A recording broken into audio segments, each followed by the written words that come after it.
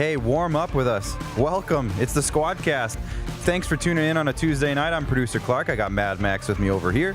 Max, how you doing? Fantastic. Freezing, but fantastic. Oh, boy. So we got record temperatures here. We're at minus 40 to minus 50, somewhere in there, all day long here today in Saskatchewan. And we are luckily in the warmth of the basement of the Rod Peterson Show bunker here on the SquadCast studio at the IKS Media bunker. So this is the SquadCast. You are the squad. You are the fanalist. Let's blow up the comments tonight. I put in the comments. Let's get 200 comments tonight. 200? Yeah, just keep them rolling tonight all night long, guys. This is going to be a fun one. We got a great guest coming up. I'll let Max break that down. Fantastic. And a great show. We got tons to talk about. And I'm just looking at the script. We got some great stuff to go over. But of course, before we get to any of that, we have to mention that we are presented by Rockstar Supply Chain Solutions. If you need something for your business, if you want to set up a supply chain, if you want to make sure you have everything you need to run your business correctly, make sure you hit up Roxanne and Darnell over at Rockstar Supply Chains. That's rockstar.com.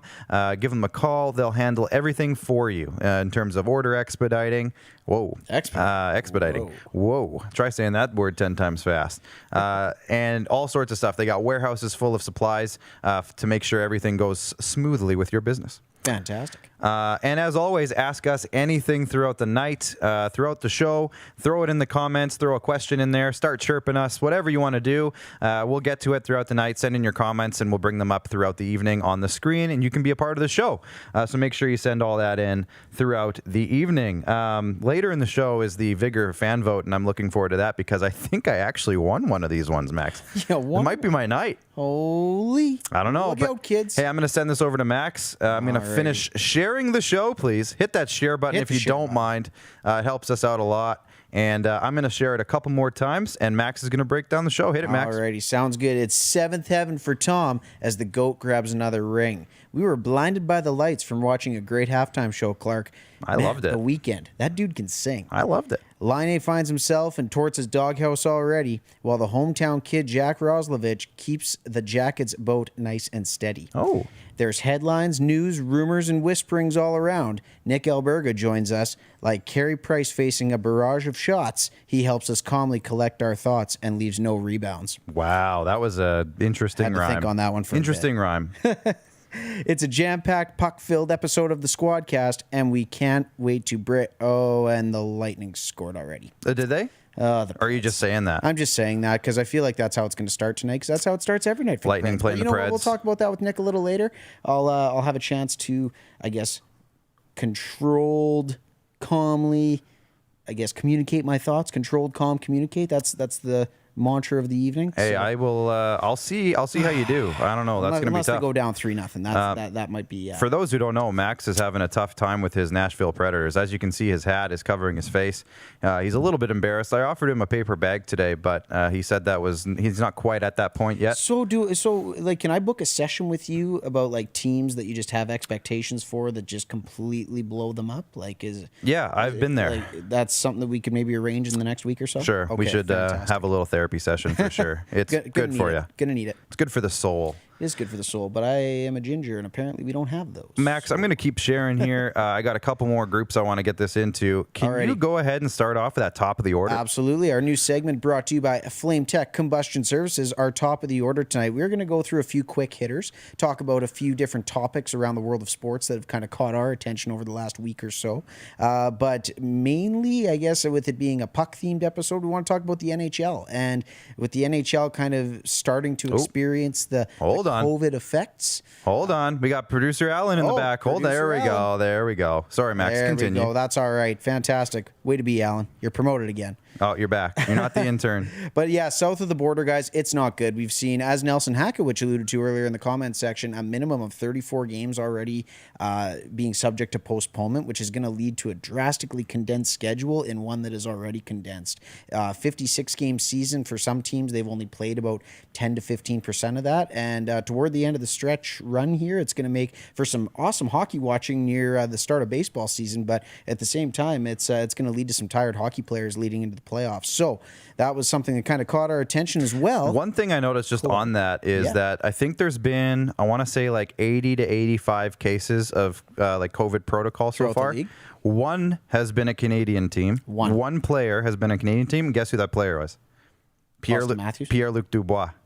And he just got traded from the American division. Didn't actually have the... There's a fun fact for you. I don't know what we're doing right in Canada, but we're doing something right. We're doing something right, which is always just good. A quick shout out, too. I don't know if you saw the attire. Max is wearing our SquadCast t-shirt. I got it underneath here as well. We're working on a few things. If you guys are interested in merch, you let us know in the comments. Let us know what kind of stuff you'd like to see. If you want a t-shirt, let us know. We might get into some ordering in the near future here. Quite possibly. Who knows? Quite possibly. Who knows? Absolutely. Next up on the top of the order, my favorite thing of the day, MLB The Show is on Xbox now. I am pumped about this. I've been waiting for this for years. I've been deprived of a baseball game on Xbox forever. I'm so pumped that the show is actually coming to Xbox for a change. Yep. And Fernando Tatis, one of my favorite players in the league, gracing the cover this year. He's on the cover, so it makes sense that they're crossing platforms. It's kind of funny, though, that you mentioned that, because that's really the only reason that I've been a PlayStation subscriber the last however many consoles that I bought. That's what I hear from a lot. The show was exclusively on PlayStation. A lot of sports fans. I hear that from a lot of sports fans that they only have a PlayStation because they can get the show. Well, look out, PlayStation. Here comes Xbox. Yeah, absolutely. So I'm super pumped about that. Yep. Yadier Molina returns to the St. Louis Cardinals for his 18th season. He was rumored that maybe the Jays were asking about him and maybe in on him. He goes back to the Cardinals, 1 year, $9 million. Joins Nolan Arenado back over there with the Cardinals amongst the rest of that good team. They're going to be a good team again this year. That's the contender in the NL Central right there. And fun fact, pitchers catchers report next week, mid next week. So we're about a week away from pitchers and catchers. I think it's the 18th. So about it's my favorite time of year days. Because this is when like the Blue Jays release their new spring training hats every year. Oh yeah. I feel like, I don't know, the last 4 years they're like 2 for 4. Hey, it's a good batting average, but I don't know when you're releasing hats. So we're gonna see. I might be picking up a new lid in the next little while. But yeah, I always love this time of year when they come out with the new themed spring training gear. So. Oh, definitely, always fun. And it's as soon as the Super Bowl's over, you know you're about less than 2 weeks away from spring training, or at least pitchers catchers reporting. You can really get into that baseball spirit. Love it. Some not so great news today in the sporting world. Kind of shook the world a little bit here in the industry. TSN, Bell Media, they cut 3 entire stations pretty much just out of the blue today. We had it live as we were on the Rod Peterson show earlier in the day. It literally shook us. We didn't know what to say about it. We didn't know all the details. They kind of emerged as we went through the day. Luckily, we were able to kind of talk about it and cover it during the show. But just craziness. We've had so many of the people from those 3 stations on the Rod Peterson show. We were going to try to get a couple of them on this SquadCast show. And hopefully we still can maybe down the road if they can, find their footing and get back into it. It's just so unfortunate because, Bell Media comes out about a week ago, 2 weeks ago. It's Bell Let's Talk. And, everybody was rallying behind them. And then they come out less than 2 weeks later and they've laid off now, like, I don't know the exact number, but well over 200 people. Yeah. Including some of the people we love the most. Dan O'Toole, Natasha Stanishevsky, Christian Jack for the soccer fans out there. Plus all these now, I'm going to call them local radio hosts that everybody listened to daily, growing up listening to the station. The Vancouver one, they cut TSN 1040 in Vancouver. Don Taylor was on that one. Don Taylor, if you just played NHL, 04, whatever game you were playing? Yeah, NHL 06 on the old GameCube. I don't know if NHL 06, if he was in that game, but he was in the earlier 2001. Yeah, and listening to him on those games, he kind of grew up with the guy. And Hamilton, TSN 1150 had Marshall Ferguson. He was the voice of the Tiger Cats. And Nelson Hakowicz is watching today. Many alluded to Marshall as one of the only lingering CFL voices in Eastern Canada. So the fact that his show's now cut is a big deal for CFL fans. And 1290 Winnipeg, Rod was making regular appearances on that channel. We had Troy Westwood, we had Jim Toth, we had Andrew Patterson, the Hustler. So many guys on that. Darren Bombing, another good buddy of ours. So it rocked us, and we're just hoping that everybody can find a landing pad. Yeah, definitely. As you alluded to earlier, right, with the whole Bell Let's Talk and everything, I wouldn't want to be in the marketing or PR department managing that mess right now because it's definitely kind of shoe on the other foot in terms of what they were preaching a few weeks ago. So hopefully we hear some positive things coming out of that, and we'll stay tuned and incredibly see what's coming talented up. people all across so many. the board. There's a lot Brian of free agents Munns, out there. Robin Wildy says Brian Munns, and exactly Chris Harris. Big Reds chiming in. 193 million in profits. They took 122 million in taxpayers paid subsidies, and then don't put this comment up. And then screwed their employees. They hooped everyone in Canada, boycott them. Thank you, Chris. Thanks for the PG comment, Chris. So we have Sportsnet's Nick Alberga on tonight. Yeah, hey, I guess let's move on. CFL free agency. The Riders made a splash. They signed 7 players today. I think they were the most signings amongst any team.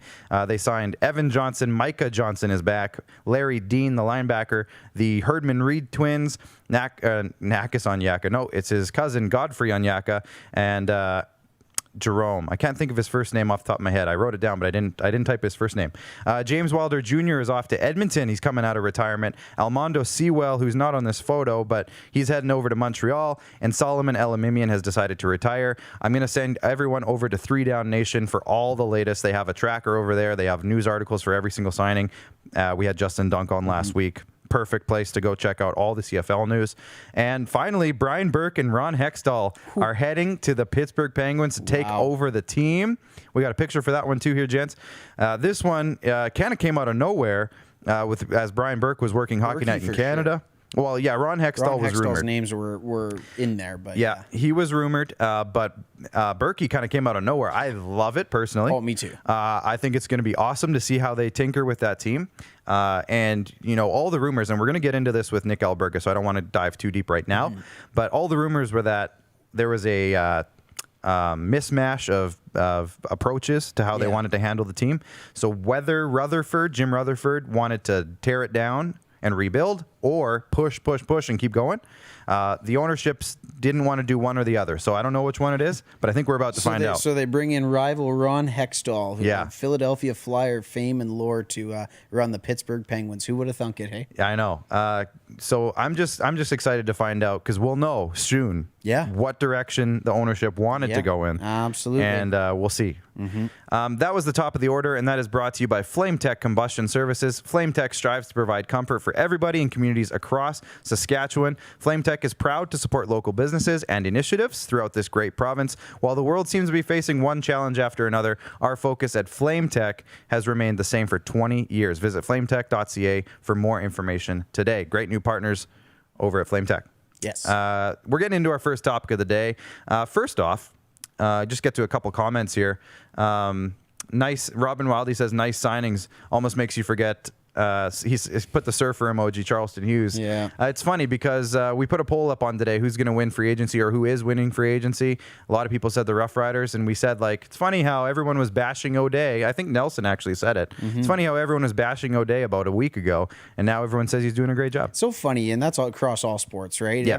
Your team is not. What have you done for me lately? They're losing guys, and then all of a sudden, first day of free agency hits, and they totally redeem themselves. Yeah. Craig Smith says Jets broadcast on CJOB now, which is probably partially the reason why TSN 1290 lost their spot, because they didn't have the Jets. They didn't have. I don't know if they had the Bombers, because I'm pretty sure and that's CJOB tough. did. If you don't have either or, especially both in those markets, that's exactly. Tough. Katie Fleury says, I just need to know, did Clark lose? Well, let's just double check the poll really quick, because it was close. I'm still winning. We're going to give it a couple more minutes, but I'm still winning. Clark on the Leafs later in the show. We got to get rolling here because Nick Alberga is coming in. You guys let me know when he's in here. Topic number 1, we got to get to it. Tom Brady, Max, we're going to wrap this up in a couple of minutes. Super Bowl, he won his 7th. All we talked about throughout the game was the inconsistent officiating. I was blown away with some of the calls that were made. If we can make that on the smaller, there we go, guys. Did Clark lose? You're talking about the Super Bowl. So we'll get to that later in the show. Yes. We're going to wrap up Squad Select in our 3rd or 4th segment of the show. Football's rendition of the Squad Select, yes. Yeah. When we got more on the Squad Select too. But so Max, you're saying it wasn't the reason that the Chiefs lost, but it definitely didn't help them. Well, yeah, and as Rod says all the time, right? You can't necessarily blame officiating on the final result of a game, right? It's a massive part of the game, but at the same time, the Chiefs had their chances, and it was just poor execution, right? I think Mahomes was hampered a little bit by he suffered a concussion 3-4 weeks ago. Yeah, battling through turf toe that he scheduled to have surgery. And he was limping around a lot during the game too. Well, they forced him to run around for 500 yards yards in the backfield. Did you see that graphic? Oh my! There is a stat, and I'm going to say it. I don't know the exact number, but I saw a stat that Patrick Mahomes ran behind the line of scrimmage for 477 yards. It was something stupid like that. Unbelievable. It was and he was scrambling, and he was still just making incredibly athletic plays to even just give the Chiefs a chance. It was really, really tough to watch, and especially when you had a little bit of money on him. But either way, we'll leave that here nor there. But the Bucs D was solid. They played. They had a great game plan. So good. And at the end of the day, right, they were at home. They were in Raymond James Stadium. This was set up. The storylines were fraught with just. It was the Bucs' time. It was Tom Brady going there. He was going to win it from minute one. He brought his buddies in. Antonio Brown is signing halfway through the year. Gronk gets in shape and makes some great plays in the Super Bowl. It was amazing. And I bet you Bill Belichick was sitting at home just, well, maybe not. I don't know. He's got 6 rings. I think he's okay. I heard that the ratings in Boston were actually higher than the ratings in Tampa Bay. It's a Tom Brady town, man. It's a Tom Brady town. Brady was one of the most efficient quarterbacks in Super Bowl history. He threw for 21 for 29 for only 201 yards, but he got the 3 touchdowns. 2 of them were to his buddy Gronk, as you have written down here. You said the Bucs D was unbelievable. They were. Patrick Mahomes had no time, and when he did have time, his receivers were completely covered. He couldn't do anything. Unbelievable. And Tom Brady's coming back, so we're going to see potentially this happen all again next year. It's going to be fun watching Matt Stafford and the Rams beat him next year. Rams. It's going to be fun. We're moving on to topic number 2 here, which I guess is kind of topic like number 9. Yeah, exactly. Yeah, that's all right. After our top of the order. We're at 9th in the batting order now. We got to get through it here because I got to talk about the Leafs for a couple minutes. Oh, yeah, that's right. Yes, let's not forget that. Patrick Laine. Yeah. Patrick Laine is in John Tortorella's doghouse. We got a picture for this one here, boys. There he is. Look at him in his natural habitat on the bench, right where he has been for a while, hey? Well, last night for sure. Patrick Laine has gone to the Blue Jackets. He's gotten into 4 games already, while Pierre-Luc Dubois only makes his debut tonight for the Jets. So we'll keep an eye on that. But he's got 3 goals in 4 games, -3. And Max, I don't know if you remember, but when I said and got blasted on Twitter that I didn't think Patrick Laine would be included in a Pierre-Luc Dubois trade, do you remember what I said for the reasoning why I didn't think it would work? Well, there was a lot of things that you said, but please elaborate. I said that I just don't think he's a Tortorella guy. Yep. It just seemed like they're shipping out Dubois because he's not a Tortorella guy or he's not fitting into the way Torts wants to play, right? And you think Laine is going to be better in that system than Pierre-Luc Dubois? Now, again, if you're trading Dubois, you absolutely go get Laine. Yes. That's not the question. But it's like, okay, so you want somebody to fit in your system better, and you're going to put Patrick Laine on your team without really anybody to play center for him, and you're just going to expect that it's going to be good and rosy and everything's going to be, like I didn't see it as a fit, and that's why I said that I just didn't think Laine would be included. I thought there would be a different trade out there for Dubois. Super small sample size, though, too, right? It's 4 games in, and when we look at it, right, it's going to be hey, can he mentally handle this, right? This is his first adversity. Yeah. And Cam Atkinson said it here. I was doing a little research on this because I was sitting there, I'm like, what is he doing? 3 games in, he's benching his new star. What's this doing for his confidence? Come on, Torts, what are you doing? But at the same time, you got guys like Cam Atkinson, who's been a 40-goal scorer for the Blue Jackets before. And he's seen the bench a few times. He said he's been in this exact same situation developing under Torts, and it's worked for him. Now, that doesn't necessarily work for everyone. We'll see if Patty Laine's got tough enough skin to handle this. But at the same time, I don't know. Like I said, small sample size. Let's see how he rebounds. He's got 2 days off now until they face. I don't even know who they face next. I want to say it's Chicago on Thursday night when I was looking it up. Let's see if maybe he comes back with a couple snipes, and if not, well, maybe he's going to be requesting another trade. We'll see. This is just funny. John Ohm's chiming in, and because director Jordan literally has NASCAR on in the back room. Working and playing, hey, Jordan? John Ohm says, you're a redneck when you think cars running around a track is sexy. That's Jordan for you in a nutshell. Jordan says, darn right it is, just like a redneck would say. John Ohm also says, I told you it'd be tough for Laine. John, you and me, we're on the same wavelength, my good man. We both said it. And we're going to ask Nick Alberga that in just a few seconds here. One thing Patrick Laine needs to do is get back to playing at a high level, Max. Yes, he does. And, speaking of playing at a high level, look at this segue. That was a good one. That was a good one. It's like I planned it. Wow. Have you downloaded the Hoop Life basketball app yet? Head to your app store today and download this easy-to-use basketball training program right in the palm of your hand. Hoop Life Basketball has all your training tips, your programs, and even their virtual overtime training feature on there as well. one-on-one training live with an instructor. Unbelievable. Plus, use promo code SQUAD10 for 10% off all camps, sessions, and merchandise. We gave away some merch last week. Great stuff over there. HoopLifeBasketball.com, promo code SQUAD10. Fantastic. We're getting into the Vigor fan vote. Nick Alberga, stick with us because I got about 2 minutes. I get to rant about the Leafs. 2 minutes on the Toronto Aretnas. Yeah, the Aretnas right here. My good boys, the Aretnas. Good boys. Good boys.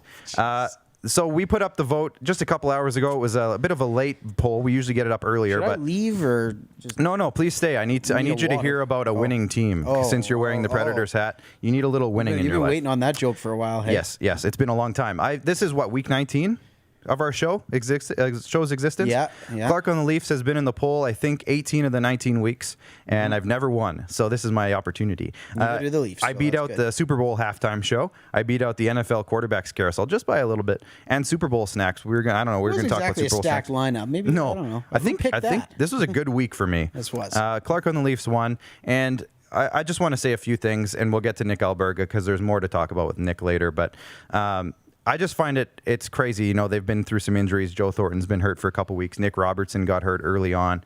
Wayne Simmons is now hurt. And they just keep rolling, Max. They just keep rolling. It's real tough to keep rolling with Mitch Marner, Austin Matthews. Well, that's William part of my Nylander. point. Yes, there was parts of last year that were so frustrating as a Leafs fan, watching the team. They struggled defensively. Their goaltending was iffy at best throughout the season. And their stars... They would take not that they took nights off, but they would get into slumps at the wrong time last year, and you noticed it. Tavares went through he didn't have the season he wanted to. Matthews was hot and cold. However, he basically dragged them to a lot of wins last year. Absolutely. Mitch Marner wasn't the same player throughout the year, and there was maybe some reasons behind that with the whole Babcock thing. And Sheldon Keefe comes in and changes the attitude, but they didn't quite get their game plan in. I said it at the beginning of the year. For the first 3 or 4 games, they just weren't clicking offensively, but they were showing great signs defensively. Their goaltending, it still hasn't been amazing, but Freddie Anderson, good enough. Freddie Anderson has played great the last few games that he's played. Maybe that's because it's the Canucks. I don't know. Yeah. But hey, we'll take it. You got to beat the team that's in front of you. Yep. Their offense is now clicking. Again, maybe that's the Canucks. But again, you got to beat the team that's in front of you. Am I a broken record? Oh, man. We've seen reports that Joe Thornton might be on his way back. Nick Robertson's close.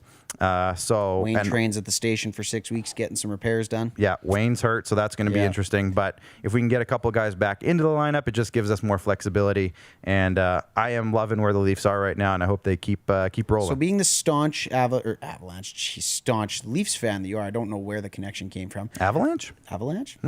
They're rolling in terms of wins and creating avalanche momentum. Anyways, they're hurt too. So who's been one or two names that stick out to you outside of those top guys that have contributed, that have led to their early success? I've personally absolutely loved TJ Brody. The presence he's brought on the back end. Steve Dangle says it all the time. Shout out Steve Dangle. But he loves to hit the L1, R1 button and just lay down. I've seen him do it like 30 times, and every time it works. Nice. He either blocks a pass through the lane or whatever, but he's been amazing back there, and a massive improvement in that top 4, especially for, if you're a Leafs fan, the struggle has been real to find a top 4 defenseman. And just to keep it going on the defensive end, like Justin Hall has been fantastic. Yeah. He's raised his game to another level. He's at an amazing value price, $2 million a year. And if you can get a top 4 time out of that, and he can kind of come in and kind of calm the presence back there as well, it's a huge addition to exactly what they needed. You saw signs of it last year with him playing with Muzzin, but this year he's stepped it up. Yeah. And now that like I said, all year long, they've been playing way better defensively. A couple lapses here and there, but every team does that, especially early. They didn't have a preseason. But overall, I just love the way that they're shutting things down. They've been limiting shots, which has been huge. For sure. And yeah, Freddie Anderson's coming along, and he's going to be just fine. About 20% of the way through, I see it being you guys and the Canadians, and I think that's really your only, test so far that I can see that's going to maybe not cause you problems in the playoffs, but it's consistently. Consistently, like that. That's the two teams that have separated themselves, I feel, in the North Division. And I tell you what, one last point on this. Yeah. You guys can have Tampa back in your division anytime, because I'm sick of playing those guys. Yeah, imagine how I feel watching that every year. Jeez. And Boston. Remember when we said Boston wasn't going to make playoffs? Oh yeah. Hand up. We were wrong. I don't remember that. I think I deleted it. I don't remember that. Good call. Yeah. Good call. Sorry, Zig Fracassi from SiriusXM. He called us out pretty hard. All right, let's get going. But that topic, of course, was voted on by you, the fans, and that was brought to you by Vigor Lifestyles. Vigor.ca to get on the natural health and healing supplement path for your life. That's Vigor.ca, VIGR.ca. We're going to head to a break. Nick Alberga is coming up right after it. We're going to be talking all things hockey, so stay tuned. Don't rack your brain trying to source the equipment and materials you need for your business. Rockstar can operate your entire supply chain, from PO creation to expediting your shipments, all from our office. Leverage the buying power of the Rockstar buying group to not only save money and time, but also the headache. From gloves to glue, we can provide it for you. Find out more at rockstar.com.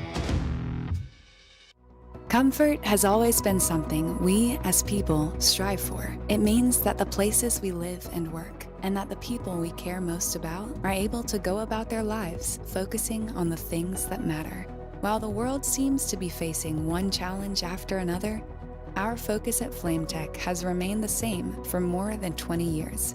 Now more than ever, we need each other to support our local businesses.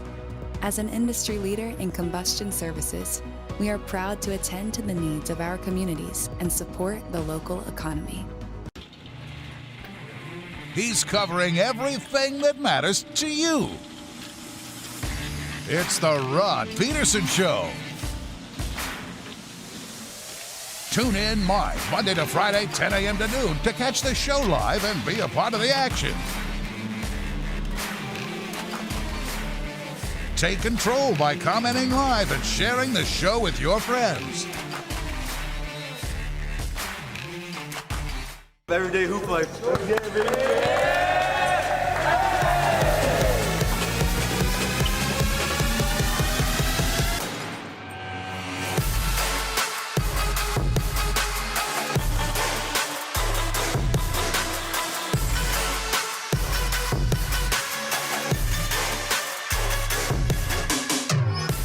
IKS Live. IKS Live. Western Canada's premier production services company. LED sign rentals. Video production. Event management. Look no further than IKS Live. Visit our website. IKS Live. Always the best seat in the house. IKS Live.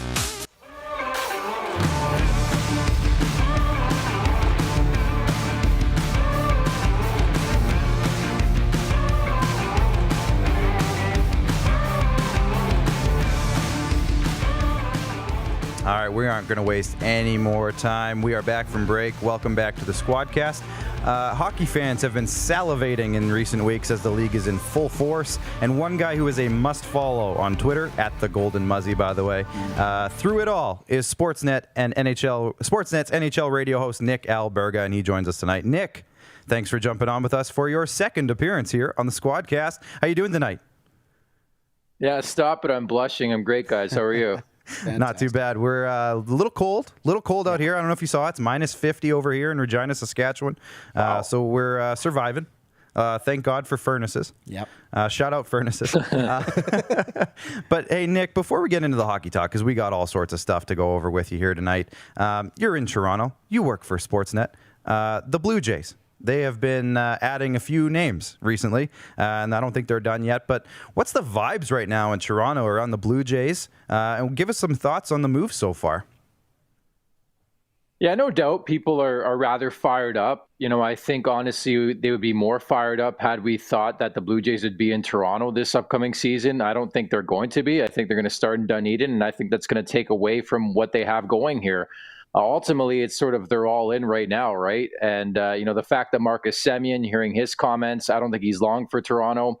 I think he wants to readjust himself in the market. So why not at 1 year and $18 million? Certainly not my money. I like that ad. Make of it what you will. George Springer cheated the game, but he's a good baseball player.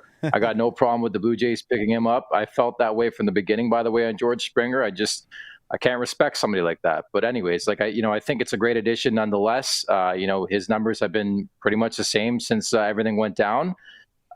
So ultimately, as we all know, right, like the pitching has to be something they focus on now, right? Yeah, we'll get into that later in the show. We got some stuff to talk about, but there's that big Maple, James Paxton, out there. There's Taiwan Walker they could bring back. There's a few ways they could improve their pitching, and hopefully they aren't done yet. But Nick, of course, now we're getting into hockey here. We can't skip over the biggest news. One of your co-workers, I will say, just skipped town. He's joining the Penguins, Brian Burke. So he's with the Penguins now. He's joining Ron Hextall and their management staff. We saw Jim Rutherford leave the team a couple weeks back. It sounded like there was a difference of opinion on how the team should go forward. We've heard Brian Burke say that on Sportsnet. So with what you're hearing, the discussions you've had, what could we see with the Penguins in the next few weeks as this team starts to kind of reshape itself?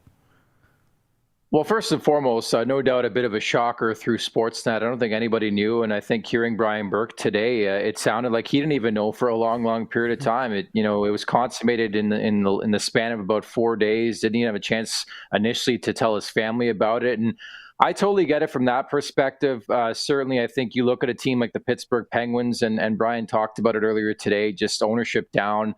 It's one of the best ran organizations in hockey, and then on top of that, you have the luxury of being the GM of Sidney Crosby. I think it's no secret that Brian Burke is infatuated by Sidney Crosby, and who wouldn't be? Had a chance at him way back when. Ultimately, he ended up in Pittsburgh, but here we are, full circle, and Brian Burke, the president of hockey ops for this team. I'll be fascinated to see how this marriage between Ron Hextall and Brian Burke, how it'll go. I think certainly when you look at Pittsburgh, I like a lot of pieces on this roster, but there's certainly some flaws. But in this cap world, this dead cap world where we're not going to see any movement for the next couple of years, how do they finagle around it with guys like Malkin and Crosby and Letang just getting older, right? And I think there's some serious concerns with the goaltending too. So it's just, I think it was one of those things in life for Berkey, and I can't speak for him. It was just, these things don't come up, right? Normally when you take over as a GM or president of hockey ops, it's for a team on the rebuild. I think when you look at Pittsburgh, you look at some of the players on that roster, you look at the potential of winning another Stanley Cup. Why not, right? So I think he probably got a phone call from Mario Lemieux. He's like, "Hey, Brian, blank check, you in?" "Yep, okay, we're good." It's a quick conversation, right? Absolutely. Max, you're up here. Oh, for sure. And it's funny, I just got to say, too, when Nick, you talked about it back in 2005, right? I was an avid Mighty Ducks fan at one point in my life. You should look up the Sidney Crosby Mighty Ducks Photoshops. Oh. It was a sight to behold, I tell you. So it's super funny, like you said, how it Nick was probably doing the Mighty Ducks Photoshop back in the day. Probably. But anyways, Nick, we're 15 to 20% of the way through the season anyways, again, with the COVID-impacted schedule so far. Now, virtually every club has had a fairly good sample size to pull from. What have been the biggest surprises for you as a hockey fan and analyst so far through the season? Biggest surprises in a good way, disappointments, players, teams? The floor is yours. Yeah, I think first and foremost, addressing the elephant in the room, and that is COVID. I think it doesn't get enough praise, but the job this country has done, it's always negativity on the vaccines and the way we've handled it. But last time I checked, Canada is still, knock on wood, COVID-free, while the rest of the NHL, on a daily basis, there are game postponements and reschedulings, right? I think you look at this North Division, there's a serious potential. They go through the whole season without cases, without having to postpone games. And I think, again, that's a big topic of conversation around these parts is just the job everybody's done involved and the buy-in, right? And certainly it's a different country.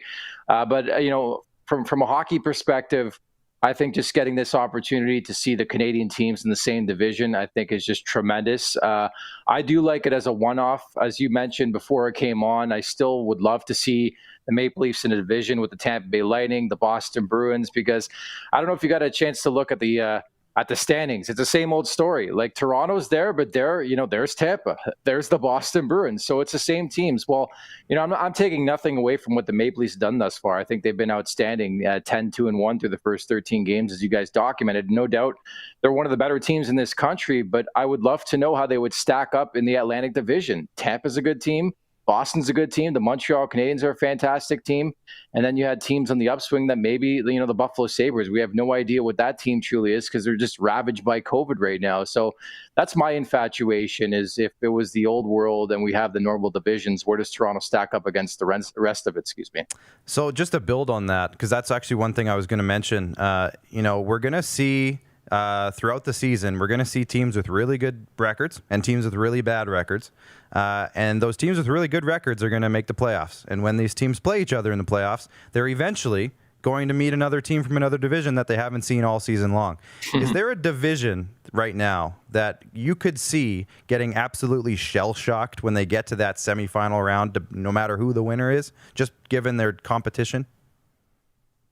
I think by process of elimination, it just has to be the Canadian division. I'm taking nothing away from the North Division, what the Maple Leafs have done, the Montreal Canadiens have done. Winnipeg's looked really good, but I just think you look at some of the depth and some of the teams that nobody's talking about in this country right now. Like Vegas is outstanding, guys. The St. Louis Blues. You look at the East Division, the Washington Capitals. I think you look at a Philadelphia team. Like the list goes on and on, from especially that East Division where it's just every night's a difficult game. The Boston Bruins, everybody and their mother counted that team out to start the year. They were without Pasternak. Marchand was banged up, and it's been the same old story. They just grind away victories, and they eat at you. They're perfectly built for the Stanley Cup playoffs, and that's my thing covering this Maple Leafs team. It's fantastic what they're doing in the regular season, but as we know by now, covering this team, it's all about what they do in the Stanley Cup playoffs and the reality they haven't won a playoff series in like 15 years. So I think to answer your question, it could be the Canadian division, just because the other divisions, how many strong teams there are. And I haven't even really mentioned the Colorado Avalanche yet, right? Yeah, absolutely. We'll maybe get to that in a minute here. But since you're talking Leafs, I got to get a little Leafs question in here for you. So there's no shortage of offense in the North Division. We've seen that teams have big nights, and sometimes defense is not even a word in people's vocabulary. So with that in mind, Austin Matthews, one of my favorite players, I must say. No, really? Yeah. I don't know if you knew that, Max. He's kind of entered machine mode. He's kind of scoring on teams at will right now. Now it's the Canucks. We kind of joked about that earlier. They're in a slump. And he just happened to be there for 3 straight games. So it is what it is, but you got to beat the team in front of you. But him and Marner seem to be clicking right now. So is there a potential that we could be seeing a couple of individual trophies coming Toronto's way at the end of the year for a change? You just never know, but the way Connor McDavid is playing right now, and he's making the NHL look like the CHL, I honestly still feel like it's his hard trophy to lose. I just think this guy's just way better than everybody else, for as good as Austin Matthews has been. I will say though, I think if you were to ask me, I think Austin Matthews has a way better chance of winning the Rocket Richard than, say, Mitch Marner has a chance of winning the Art Ross Trophy. Matthews not the guy that really stockpiles points. We know that at this point, but I mean, you can't look away from the numbers those two have been putting together. I think after the game on Monday night, they've combined for 36 points already in this season. It's just really simply tremendous. And especially when you look at Matthews' all-around game, right? Like, it's easy to look at the statistics and say, well, he's got 11 goals. I get it. But I documented this on Twitter last night. 5 of those 11 have been game winners. And the clutch factor, no doubt, goes into the year-end awards and all that. And right now, I certainly would say Matthews is a front runner for the Rocket Richard, and that's taking nothing away from guys like David Pasternak and Alexander Ovechkin, who no doubt, assuming full health, will be there in the conversation when push comes to shove. But just the way that Matthews is playing right now, defensively, his attention to detail, the way he's receiving, just the way he's hounding the puck, like, it really, really is scary. And again, it just makes Leafs Nation excited, for the springtime and into the Stanley Cup playoffs. Because I thought he was one of the lone bright spots in that surprising and disappointing loss to Columbus, was the way he brought it from a physical standpoint. That's another thing he brought into his game this year is the physical point of view, and the way he's not shying away from checks anymore. So this guy must be so difficult to game plan against right now. Both those guys, like Marner's playing on a different planet too. Well, and he should play physical because he's 6'3", 6'4", 220, 230, exactly. Whatever he is. He should be a physical force out there. We got a question in from a fan here, Sam Ritter, tuning in, and he asks, it should show up on the bottom of your screen, I think. Jordan, can you pop that on? There it is. Are the Flames a playoff team? So, Nick, I don't know if you're aware, but we did a cross-Canada tour before the season started back in December. We went through every single market and got one person out of that market and talked to them about that individual team. Peter Loubardias joined us from Calgary. Now, a lot of our pundits were afraid to kind of say that their team was better than 3rd or 4th in the division, and you kind of referred to it already. But the division is kind of full of teams that are probably 3rd or 4th in a division quality. So the Flames right now are kind of in a mix of, let's say, 4 or 5 teams, maybe 6 if you include all of the playoff-based teams. Oilers, Jets, Flames, and Leafs, Canucks. We'll say the Canucks. Leafs and Habs, we'll put them up 1, here, and then everybody else. So they're kind of in a mix of 4. So if you were to say the Flames right now, what are their odds of making the playoffs? What would you say? I think really high, and a big reason is goaltending, right? I'm inclined to think any team with strong goaltending and some bona fide star talent like Calgary has, they're going to find a way to get into the Stanley Cup playoffs. Now, before the season, I actually had them slotted number 2 ahead of the Toronto, or behind, I should say, the Toronto Maple Leafs. I had Montreal at number 3, and I had Winnipeg at number 4. So, I think it's been a relatively slow start for the Calgary Flames. Maybe what's going on with Sam Bennett hasn't helped this team at all, but I think just the fact that they have a Jacob Markstrom, I think you look at some of the other elite teams in this division, if you want to call them that for a lack of a better term, Frederik Andersen, Carey Price, and Jake Allen in Montreal, Connor Hellebuck with the Winnipeg Jets. And then there's a significant drop-off, and taking nothing away from Vancouver. Defensively speaking, there are some major league doubts to that team. Edmonton, won't even have to comment on them. And then there's Ottawa, right? So I do think Calgary's a playoff team. And I think when they get there, they're going to be a very difficult out, because I think you look at the composition of that roster, they play heavy and they got guys who can score some goals. So they just have to look for the depth and hopefully wonder about the back end and if they'll play up to snuff. But I think any team that has elite goaltending, I think you're going to find a way to do some stuff this season. So one of our fans, John Ohm, he's hanging out in Winnipeg tonight. He asks, let me just throw it up on the screen there for you. I feel for Patrick Laine. I love Tortorella, but can you actually imagine playing for that man? So let's build that into a question here. 4 games in, he's already getting benched. This could pay off big. It could sour the relationship completely already. What do you think the future is for the Blue Jackets here, and what should we expect in the future for this pairing? It's not shocking. For anybody who has seen John Tortorella throughout his illustrious and rather successful career, I mean, whether you like the guy or not, the way he coaches or not, he's been a really, really successful head coach in this league. And there are methods to his madness, and there's a way he wants his players to play. If they don't do so, they're not going to play. And hearing reports on social media tonight out of the Columbus Dispatch, it was actually something that happened in practice with an assistant coach that led to the benching. Make of that what you will. Who knows what the true story is, but I think more times than not, I think John Tortorella is misconstrued. I think he honestly just wants the best for his players, whether it be Pierre-Luc Dubois, whether it be guys before him that have had a problem playing for him. I think he just wants the best, and he wants a certain type of style. And I think Patrick Laine, to that extent, dealt with that with Paul Maurice and the Winnipeg Jets. I have a hard time wondering in 2021. There's no doubt you have to treat millennials and players of this generation a lot differently than you did, say, when you won a Stanley Cup way back when, if you're John Tortorella. And I just think it's so fascinating that he, every market he goes to, and especially in Vancouver, where he said he's going to change. And that stopped in like the span of 2 or 3 weeks as he became the head coach of that team. I just think you have to adapt and adjust with anything you do in life. And I have my reservations, because I just don't think you want to burn this bridge that quickly. So while you don't have the player playing the way you want him to play, I think there are different ways to coach than maybe to add him in and do him good like this already a couple games in, to bench him and embarrass him the way he did. Yeah, absolutely, Nick. And I mean, at the end of the day, right, as you alluded to, it's Torts' law, and they still get the result 3-2 against a very good Carolina Hurricanes team.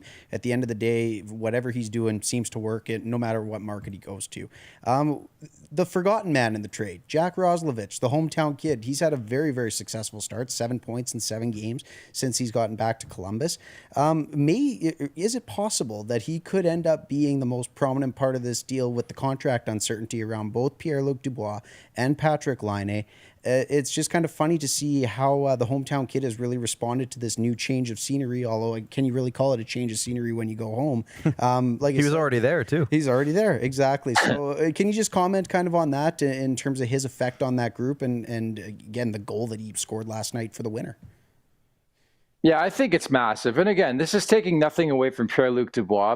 I said this at the time of the trade. If I were an NHL GM, which I'll never be, I wouldn't even trade Patrick Laine for Pierre-Luc Dubois 1-for-1. Never mind adding Roslovic. I think Columbus stole this guy. I even dating back to what this kid did, in the U.S. development program, the World Junior.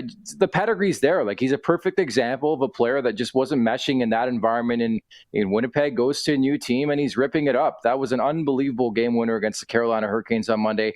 Top of my head, he's got, 8 points in 8 games to start his Columbus Blue Jackets career. He's a really, really impressive player. And then on top of that, you had a guy in Patrick Laine who is one of the elite snipers, and I will say so. He's an elite sniper in this league. They don't grow on trees. And I understand Dubois is center. I get he's that type of player that they'd love to have in Winnipeg. You pin him 1-2 with Mark Scheifele. It makes sense from that point of view. But I just ultimately felt like Winnipeg sort of rushed into this deal. I think you could have got way more for a guy like Patrick Laine, and I just think maybe they got tired of it and felt it was their greatest need to fill, and so they did it. But I think when push comes to shove, and 5 to 10 years from now, we're going to be talking about how Columbus won that deal against the Winnipeg Blue Jack, or the Winnipeg Jets, excuse me. The Blue Jack. They got a 3rd round pick out of the deal, though. I mean, can't sneeze at that 3rd round pick. 9% of the chance. Yeah, picks are picks. So you got to hit on them, right? Like every time people talk about draft picks, they say, well, they got this draft pick. Like I was talking to a friend today, like, Ron Hextall was the guy who dealt Braden Shen to the St. Louis Blues. Shen won a Stanley Cup. They dealt him for Yuri Laterra and the 27th overall pick that ended up being Morgan Frost. So it's like, it's so tough to analyze, right? But I think these are defining trades. No doubt a defining trade. For a guy you took 2nd overall, granted you're getting the 3rd overall, Winnipeg better be right, because you look at that nucleus there with Kevin Cheveldayoff, what he has in place, guys like Scheifele, and especially a guy like Wheeler. Wheeler's a guy not getting any younger. I think they got to start winning very, very soon here. Mm-hmm. So, Nick, the Oilers fan base, generally they're very calm, they're collected, they're very level-headed. They have a reputation. Yeah. I couldn't even get through that. But they seem to be a little upset with their goaltending right now. Mike Smith comes back. He has a doozy of a game, but his sample size of the last couple of years doesn't show that he can do that all the time. Hey, maybe he can. Who knows? But if we're talking about a trade right now in this economy, we just saw it. You just talked about it. The Jets and the Blue Jackets made a trade. They didn't have players for 2 weeks. It was a mess. So if we're talking about a trade right now for a goaltender, is there a goaltender that would be a realistic improvement for a team like the Oilers? We don't have to stick to the Oilers for this, but is there a goalie out there that we could maybe see get moved in the next little while? It's a really good question. I think with Edmonton, and especially in this landscape, like, they're forever a team. And again, they're finally getting rid of some cap this year, but they're losing some pretty decent players if they don't elect to re-sign them, especially Ryan Nugent-Hopkins. You got to find a way, money in, money out, especially when you're paying guys like McDavid and Draisaitl that much money. But I think that was a colossal failure for Edmonton. It wasn't for a lack of trying in the offseason, but to run it back with Mikko Koskinen and Mike Smith, and I have nothing against those two guys. They're just not number one goalies in this league and can't be a tandem at that. And I think they're going to pay for it. And it's more so, the lack of depth they have on that roster, which will ultimately make the goaltenders pay. But I just don't think they're above average in this league. I think what you need on that roster right now, no doubt they tried on Jacob Markstrom. I think they sniffed around on Thomas Greiss, who's a guy who I think would actually have been an upgrade, ended up with Detroit, probably took more money than Edmonton was willing to give. But you have to remember, especially with that cap configuration in Edmonton, just every little deal you make, whether it be Kyle Turris, whether it be the $4 million you gave to Tyson Barrie, the cap allotment is so integral to the success of that team. And I don't envy that job ahead for Ken Holland. There's so much pressure. Every year that goes by that Edmonton doesn't win, it's another lost year for Connor McDavid and Leon Draisaitl, and it's another year closer to UFA for those guys, right? So no doubt they want to win, but I think you look at the market right now in general, I have no clue what to expect in terms of the trade deadline, guys. The day we in the hockey world, we pray about and just have so much fun with. But I think in this climate, as you alluded to, it's just A, so tough to make trades, and B, if you do make trades with somebody outside your country, you're waiting a couple weeks. And, for Edmonton, especially in this division, I don't know if a couple weeks is going to do it because every game is so urgent and important right now. Our buddy Emery over at the Just Two Camera Guys podcast, show, webcast, I don't know what you want to call that necessarily, but Emery says the Oilers should have gotten Braden Holtby. Maybe next year he could fill a gap. And I would say to that, hey, did you see the Leafs game the other night?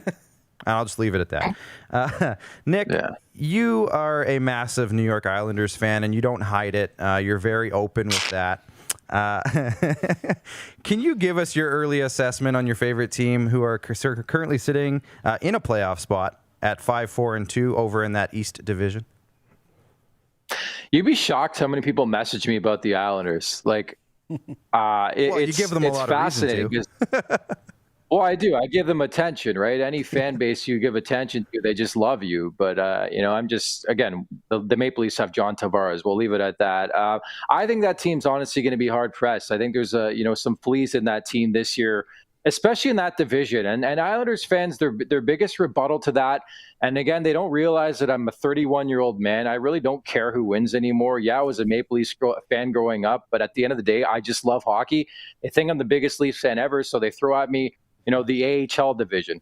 How is it Toronto's fault that they're in a division with the rest of Canada? You go about your business, and so be it. But I think they certainly have a point when it comes to that East Division. Every matchup is really, really difficult. Even the New Jersey Devils have played very, very tough this season, and they're expected to be a cellar dweller when everything is said and done.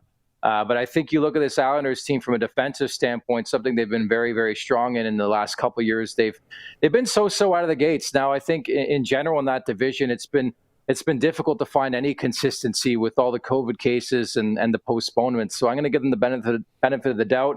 Got my wonders about their backup in Ilya Sorokin, a rookie coming into this league. I don't know how high they are in him so far. Again, it takes some guys a while to get acclimated, and I think Sorokin's finding out, like many guys find out, the KHL is not the NHL, and he's sort of getting lit up so far. So it's Semyon Varlamov's crease.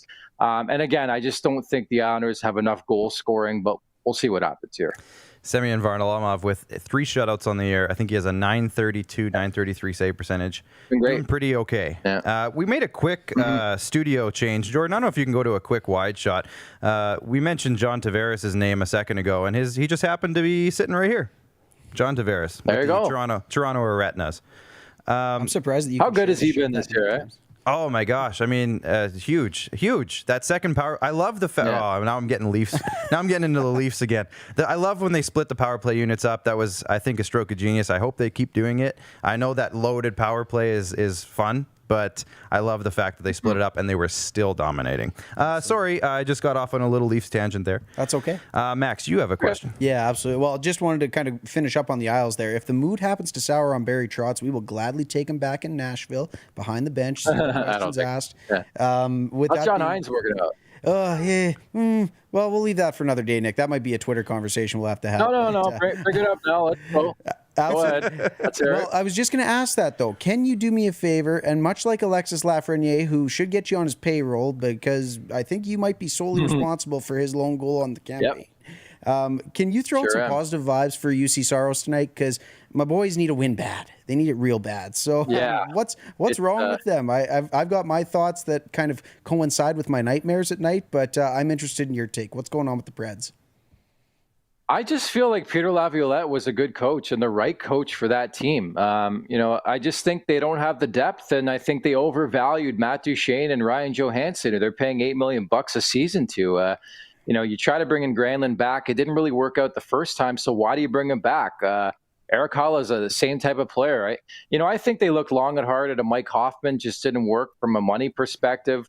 I just think, Nashville's a team caught in the middle right now. Like, they're always a team that's going to be around a playoff spot, especially when you have Roman Josi.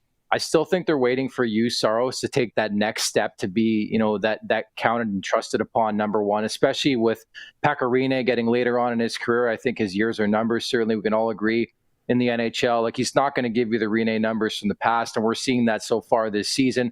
And then you throw into the fact that they're in a pretty seriously tough division with the defending Stanley Cup champions in Tampa, as you mentioned earlier on. Carolina's a really, really strong team. The Dallas Stars. It's just every night's going to be a battle, especially with those teams specifically. And then every time you play Columbus, it just seems like Chicago's been a really, really tough out again this year. So there's no nights off anymore, and this goes for the rest of the league as well. Maybe just not so much in the North Division, but I think when you look at the Predators, they haven't ran it well the last couple of years. Like, I think David Poile is a tremendous man, but I just think I've really questioned some of the moves they've made the last couple of years if they're truly getting better, because I really feel like they hit their pinnacle getting to that Stanley Cup final. And then after that, it's been questionable move after questionable move here. Absolutely. And that 2017 run was backed by magical goaltending from Pekka Rinne. There's no secret about that. And you kind of hit it right on the head. Some overpaid centers that are just not getting the production. And when Paul Kariya still holds the record for franchise points with 85, it's a franchise that is just perennially starved offensively. And I hope that they can make some moves to drastically change that soon, because it's very telegraphed hockey, and I agree with a lot of the points that you made. So yeah, but Eli Tolvanen's going to light up the league, right? You know what? For 30th overall pick, as we were talking about 27th overall pick, Morgan Frost, I see some highlights in his game, but yeah, there's still some development that needs to take place. Philip Tomasino's coming, though. World Junior. Hey, I got to get excited about something, boys. The savior. Robin Wilder's watching. Too, right? That's right. Hopefully he can score some goals. He will hold on to his stick by the time he gets to the Preds organization. I know he will do it. Exactly. Robin Wildey's watching in Prince Albert. Robin says, hey, Max, how about Rinne for Nuge? They're both on the last year of their contract. Rinne is retiring a Predator. There is no questions about that. If he goes anywhere else, I'll be, even without a Stanley Cup, Pekka Rinne is a career Pred, and I greatly look forward to watching the ceremony of his name being raised to the rafters as the first in franchise history. Right beside that, we made the playoffs banner, right? Everybody does that, okay. Yeah, right. That's what the king of banners. It's unbelievable. I might after you this win third in your division, you get a banner. Talk for the Preds, 7 minutes on the show. Hey, you got some Predators talk. Hey, good for you, Max. I got there it. You go. Thanks, Nick. Appreciate it. We got five rapid fire questions for you, Nick, and then we'll let you go. We'll let you get back to playing Chell or watching hockey or whatever watching you happen the to Preds be doing. beat the Lightning. That's it. So rapid fire, 20 seconds or less per answer. Let's keep it at that. It's Canucks. I'll let you ruminate on the Canucks for a sec. Fire Benning or Green, or stay the course? I think you stay the course right now. I just, I don't know. Is there anybody out there right now that makes logical sense to make that kind of move? I think Vancouver looks at the standings and says, we're already in trouble. The Maple Leafs 8-6 points on us, and they got 3 games in hand. So I think you stay the course and you figure it out after the season if you're Vancouver. Worst team in the NHL right now, Red Wings, Sens, Kings, or other?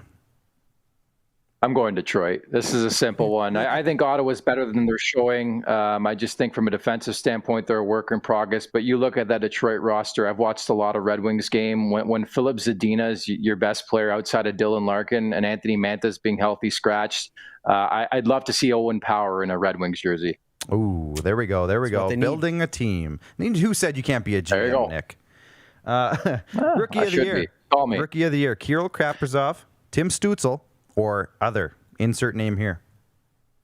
I got to go with my pick way before the season started. I'm going to St. Paul if they ever play another game, and that's Kirill Kaprizov. This guy he's all world. There's just so much skill. It's sort of fascinating. I was really pumped up to see him with Kevin Fiala, and Fiala's off to a really, really cold start. Has 3 goals, coming off a 3-game suspension, and now COVID has hit the Minnesota Wild huge. But I'm going to go with Kaprizov. I like it. Max, what were you thinking? Well, you know what? It's hard. You pay a lot of attention to the North Division here. I really like what Stützle's showing so far, but I got to go with Nick. Kaprizov is definitely the one. And I like what you said. If they ever play another game, because biggest free agent impact so far. I have Wayne Simmons. I have Tyler Toffoli. I have Alex Pietrangelo. 3 very different salary structures. What do you got? It's got to be Tyler Toffoli. Just what he's done, even dating back to last season. I watched a lot of Los Angeles Kings hockey in, say, the last 5, 6, 7, 8 years. I got some friends who cover that team, and there were nights where I just could not even notice Tyler Toffoli was on the ice, and it's been just a way different story. I thought he was excellent last year with Vancouver. Unfortunately, he got hurt and came back, really wasn't the same player, and he's really picked up where he left off last season with Montreal, ripping it up. And I love the revenge factor. You guys know this, covering me on social media, and he's just giving it to the Vancouver Canucks this season. Yeah, thanks, Canucks. Now this one's a little bit of a thinker, so feel free to take a little extra time on this one. And this is from Max. Max, do you want to answer? You want to ask it? Sure. Yeah. The question was posed to me by a buddy while I was watching the Preds get thrashed last night. Nick, he said, if you could build your perfect power play. So you got your 2 half-wall guys, your bumper, your net front, and a defenseman to quarterback it. Who do you put in league-wide? And feel free to say the Leafs power play unit. Oh, whatever. Running a power play, probably Cale Makar. Like I would maybe start with a Cale Makar. I think an Austin Matthews has to be in there just because of his sniping abilities. Give me Crosby because he's one of the best passers still in this league and one of the best players. Give me Alex Ovechkin. And then I'll go with a net front presence. Who do I want in front of my net?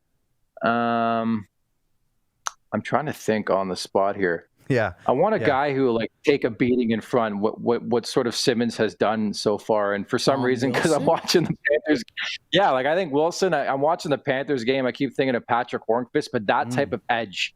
I like a guy like that in front who will take no prisoners and does not care if you got guys blasting 100-mile-per-hour shots at him. So most of those guys on my list for sure. Excellent. Can't go wrong with that. We just a fun story. We talked to Cale Fleury, former Regina Pat here. He's now with the Canadiens, obviously. And he said that his welcome to the NHL moment was penalty kill unit in practice against Shea Weber. Not fun. Whew. Yeah. Don't want Guy's to got be an that guy. absolute bomb. Like Jeff Petry's been a great story. I forgot Nathan McKinnon too. That McKinnon guy's pretty damn good. And then like Draisaitl McDavid. I forgot about McDavid too. Like, sorry. Okay, but I wanted build to your give top 3 power play units. Yeah, I know. All those guys would be there. Yeah, exactly. We build a No, I just want to give some love for Jeff Petry as well. A guy certainly on the back nine of his career, but I think he's been a great 1-2 punch with Shea Weber in Montreal. I can't wait to see, talk about the Leafs quickly here to wrap up. The measuring stick games ahead here Wednesday and Saturday against the Montreal Canadiens should be a lot of fun, guys. Absolutely. I am pumped. Must say, Nick, love the hoodie. Chiclets. Fantastic. Got to give a little acknowledgement there. Good stuff. Right? Yeah. Nick, where can everybody follow you? Where can everybody hear your shows? What's going on with you right now? Yeah, I'm pretty much doing everything. Like, as you mentioned, working for Sportsnet, but I'm doing the pregame, postgame intermissions for the Toronto Maple Leafs broadcast on Sportsnet 5/9 of the Fan. I also have a new digital show out on Sportsnet's YouTube channel called NHL Power Rankings alongside my buddy Rory Boylan, where every Friday I'll host. And we have a tiered system of the rankings of every NHL team. It's a lot of fun. There's an Owen Power division. So look out for that. And then just doing some stuff for our Sirius XM NHL Network radio throughout the season. If hockey's on, pretty much I'm watching it or I'm analyzing it. So it's been a lot of fun so far, guys. That's awesome. Love it. Keep doing what you're doing. Just one quick one. Gregory Lee comments in on his favorite power play unit, Matthew Tkachuk as a net front presence. That might be a good one. Yeah, no, that's a great example right there. I'll go with okay. All right, Nick. Well, thank you for checking in with us tonight. We had a great time, and we will stay in touch and do this again down the road. Thanks a ton, Nick. Thanks, guys. Continued success on the show. Thanks so much for having me twice now. Yes. We'll get you the jacket soon once you get to 5. Nick, we'll get you the banner. First repeat guest. There you go. I got you. The banner. Exactly. You're the Preds guys. Give me the banner. I'll put it behind me so I actually have the background for once, right? Fantastic. Thanks, Nick. We'll talk soon. Thanks, guys. Take care. And, of course, our video guests, as always, are brought to you by the amazing team over at IKS Media. IKS is your premier destination for event planning, live broadcasts, and entertainment, video screens, and so much more. Visit iksmedia.ca today for more information and find out how they can make your event the hottest ticket in town. Always the best seat in the house at IKS Media. I just heard rumor that there's a new video screen project in the works. Interesting. And it's here in Saskatchewan. Is it particularly in this building? No. No? No. Oh, okay. It's not in this city. I wonder what I can't really say much more because it's like not even a real project yet. Did you have to sign an NDA? No, but I maybe should have. Sorry, Paul. Sorry for the tease, Paul. Hey, it's like Zack Snyder's cut of Justice League. They're putting Joker pictures out. It's just getting people hyped up. That's all you're doing. That's all I'm doing. That's all it is. All right, we're going to come back. We got some baseball talk after the break. We'll get into some Squad Select stuff later in the show, so we got a whole lot more. Please send in your comments. Let us know what you guys want to talk about. We got a whole show left, probably about 2 segments here, so send us your comments. Yeah, another hour and a half. We're just starting all over again. Preds are down 2-0, I think. So send us your comments. Yeah, the Preds are down, and we'll be back right after the break. Don't rack your brain trying to source the equipment and materials you need for your business. Rockstar can operate your entire supply chain, from PO creation to expediting your shipments, all from our office. Leverage the buying power of the Rockstar Buying Group to not only save money and time, but also the headache. From gloves to glue, we can provide it for you. Find out more at rockstar.com. Comfort has always been something we, as people, strive for. It means that the places we live and work, and that the people we care most about, are able to go about their lives focusing on the things that matter. While the world seems to be facing one challenge after another, our focus at FlameTech has remained the same for more than 20 years. Now more than ever, we need each other to support our local businesses. As an industry leader in combustion services, we are proud to attend to the needs of our communities and support the local economy. He's covering everything that matters to you. It's the Rod Peterson Show. Tune in live Monday to Friday, 10 a.m. to noon to catch the show live and be a part of the action. Take control by commenting live and sharing the show with your friends. Everyday hoop life.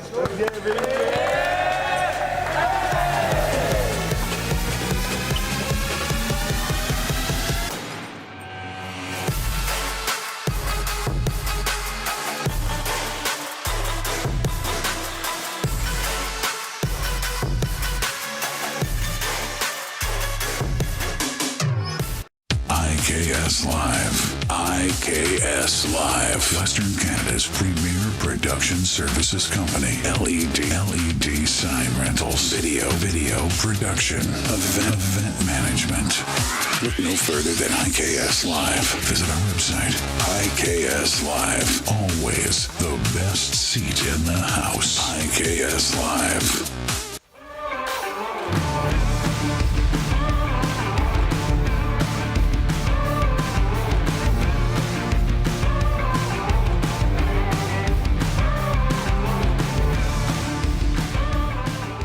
All right, we're going to transition into baseball, as Max just said. Awesome. We were just talking so much hockey, we might not want to stop, and we'll get back to it for sure. But there's a few baseball items on our minds as well. If you watched my Friday check-in over on the SquadCast Facebook page, we talked about the Trevor Bauer move because that was pretty fresh at the time. It was pretty fresh, yep. And we haven't talked about it on this show yet. So Max, Trevor Bauer goes to the Dodgers. Yeah. After a massive tease job across the league. He teased about every single fan base in one way or another. Jordan and Allen, you could put up the Trevor Bauer LA. There he is. Look at that. There he is. Yep. It's a nice jersey swap, by the way. It was very well done. He did a great, like I said, he was on YouTube. He was blowing up YouTube with videos all the time, dropping little hints, dropping little teasers, asking fans why he should sign. And we've talked about this lots. But he signs with the Dodgers. He gets, what is it, 34, 40 million a year? It was 3 years, 102 to 104 million with opt-outs after He can each opt year. out every single year First year's if he 40 wants. million, second year's 30 something, and third year drops down to 20 if he stays. Right. So now we're looking at a Dodgers team with Clayton Kershaw, Trevor Bauer, Walker Buehler, David Buehler. Price, Buehler. and is it Jose Urias? What's Urias? Not Jose. Urias. Yeah. Plus, they have two younger guys that are also studs. Yeah, they. You could say that rotation's ready to roll. So, they hey, could do it. Dodgers, get on the phone with Mark and Ross over in Blue Jayville, and let's talk trade. Let's see what happens. I don't know. I don't see why not. Make some magic happen. One thing about the Blue Jays rotation, and we have a picture for this one, boys. They are rumored to still be talking about or with or to James Paxton's team, Taijuan Walker, to upgrade that rotation. Hopefully, Jake Odorizzi. Jake Odorizzi is another name that's been thrown around a lot. They need two for the depth.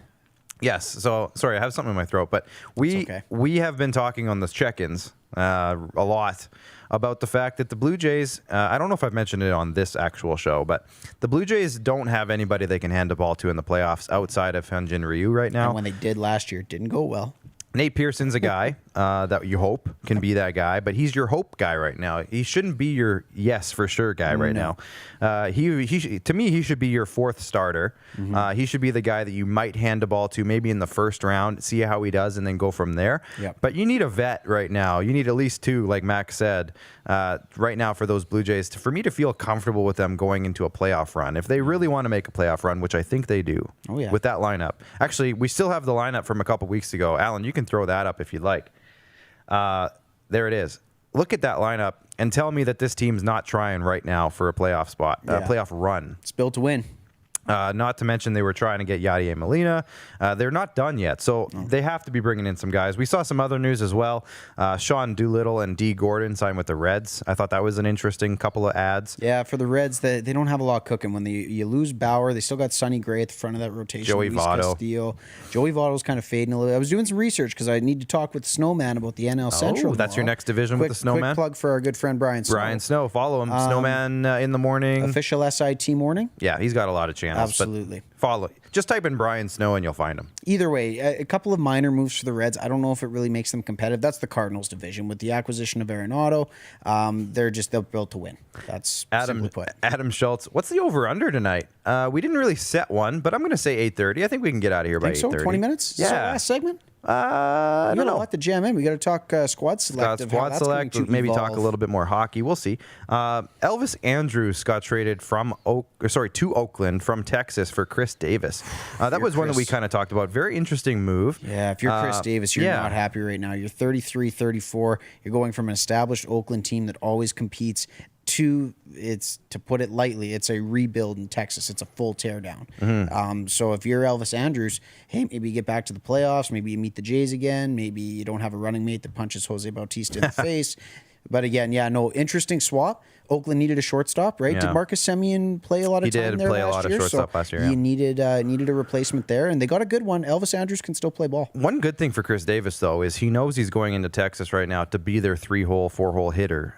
If you're looking at a way to kind of rejuvenate your career, you got a guaranteed spot right in the middle of that lineup. Maybe up your value a little bit and get traded to a contender. That's exactly it. Yeah, I was going to say. The Rangers will get more assets, et cetera, et cetera, et cetera.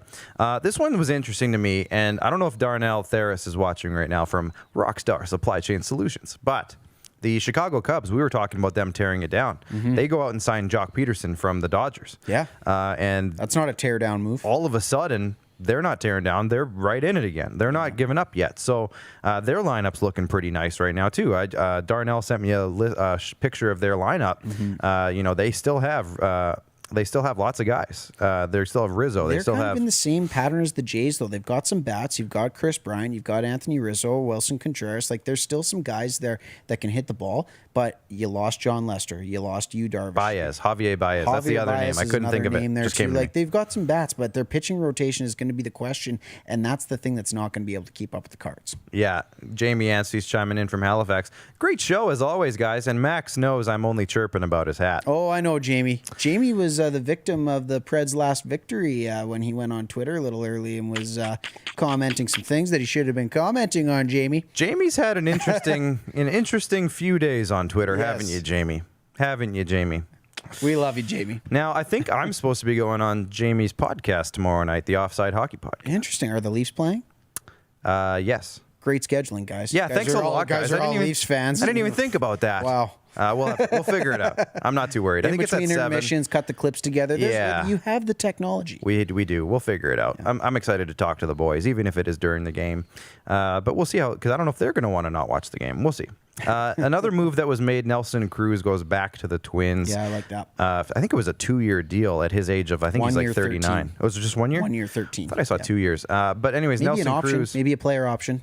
Maybe. Contracts are loaded with those nowadays. Maybe. But Nelson Cruz back to the Twins kind of pushes the Twins into that keep it. They're still going.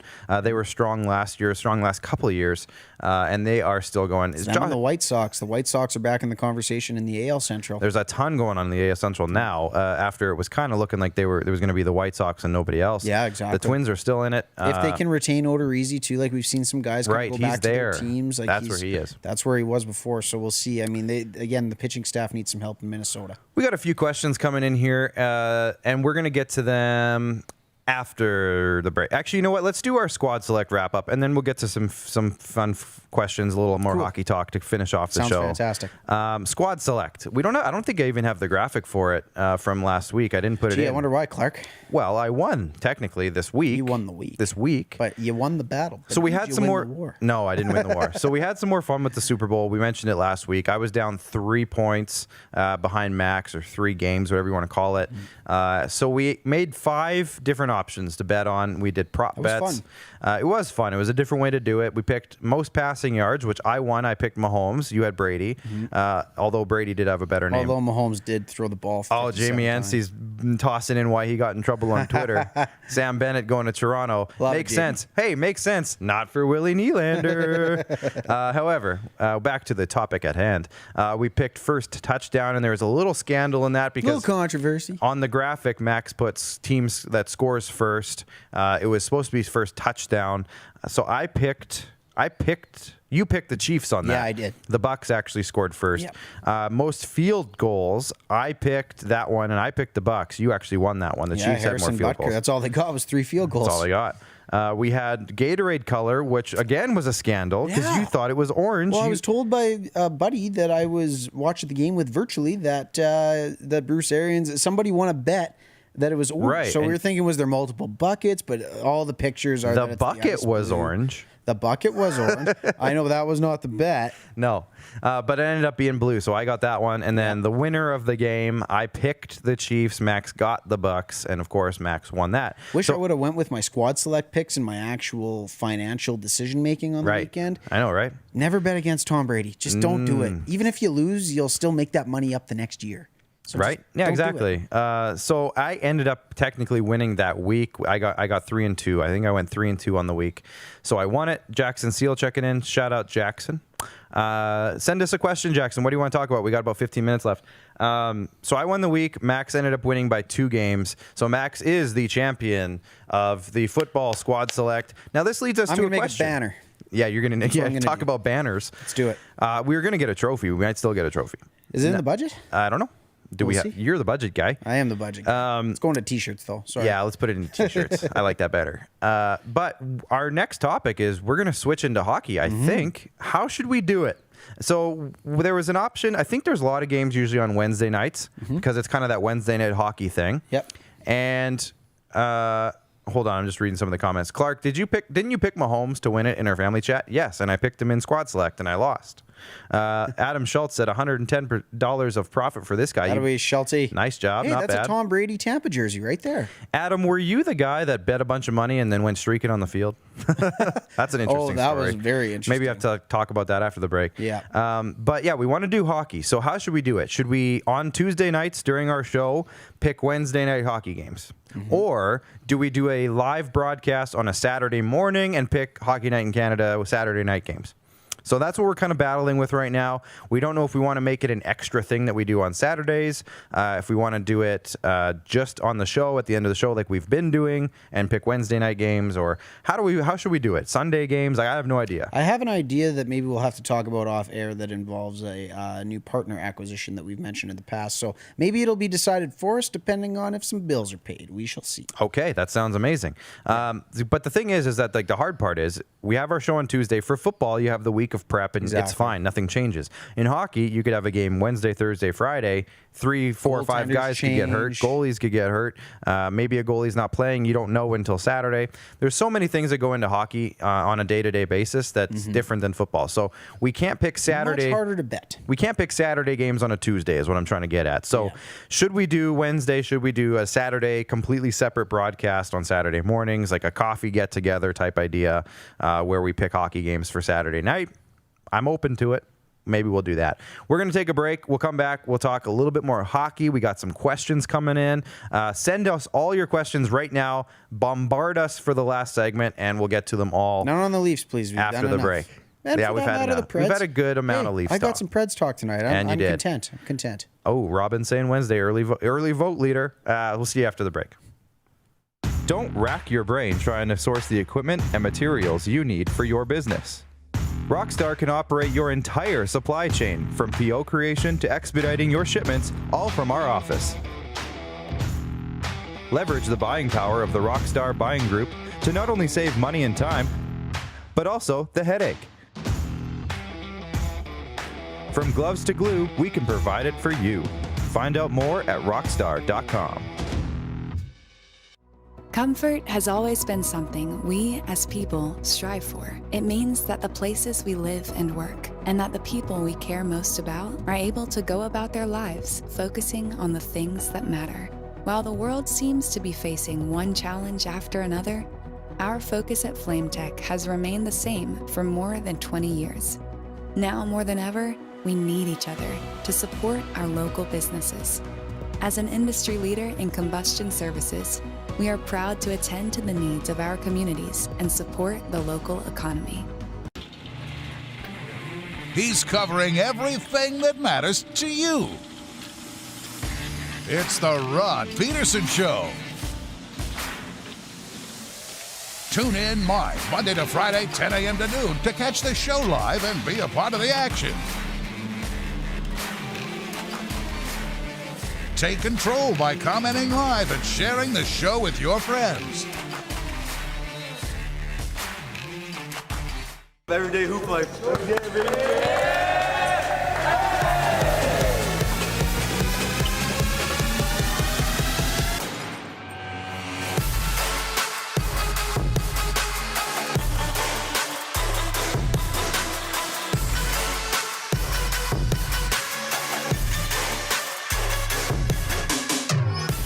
IKS Live. IKS Live. Western Canada's premier production services company. LED sign rentals. Video production. Event management. Look no further than IKS Live. Visit our website. IKS Live. Always the best seat in the house. IKS Live.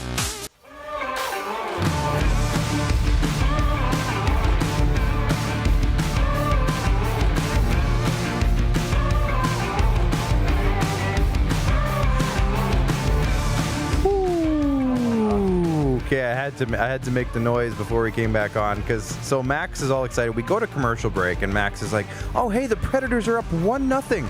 Yay!" And then we just checked Twitter as coming back from commercials, literally less than 2.5 minutes later, and the Bolts are up 3-1 already. And our good buddy Nick Alberga, who we literally just talked to, just tweeted out, let's see, where did it go? The hashtag Go Bolts are an absolute wagon.